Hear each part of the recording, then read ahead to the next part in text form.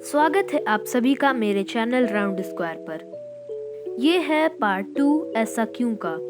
इसमें हम लोग जानते हैं कुछ क्वेश्चंस के आंसर का जो कुछ ही लोग जानते हैं।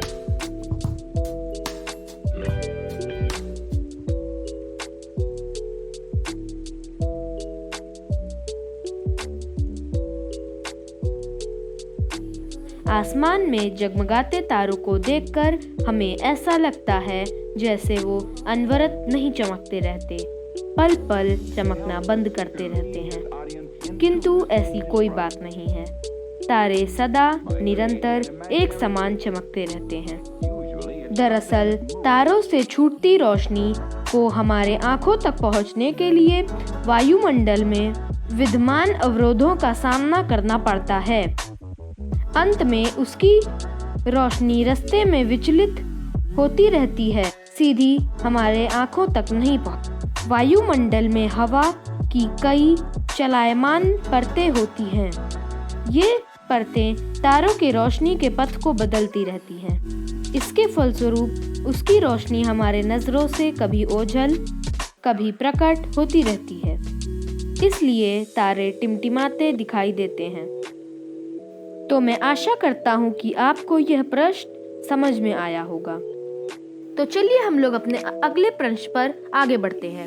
इस संदर्भ में यह जानना आवश्यक लगेगा कि छिपकली की पूंछ परिस्थितियों में दुर्घटना से नहीं टूटती है, बल्कि ऐसी परिस्थितियों में वह स्वयं अपने शरीर से इसको झटककर अलग कर देती है।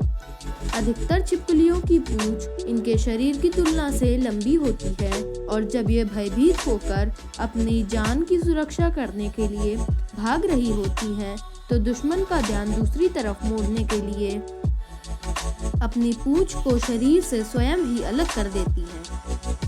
पूंछ का यह टूटा हुआ भाग काफी देर तक हिलता डुलता रहता है और इसके दुश्मन का ध्यान भटक जाता है, जिससे यह चुपके से वहां से सुरक्षित भाग निकलती है।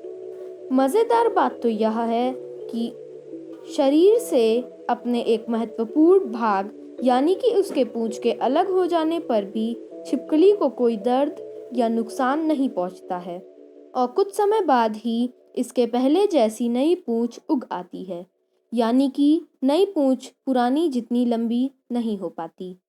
सो आई होप आपको मज़ा आ रही होगी। तो आखिरी प्रश्न यह है कि चिड़ियों और चमगादड़ों में क्या अंतर होता है। तो आप इसका उत्तर कमेंट्स में दे सकते हैं और मैं इसका उत्तर आपको नेक्स्ट वीडियो में बताऊंगा। Please subscribe my channel and hit that like button for more videos. Thank you.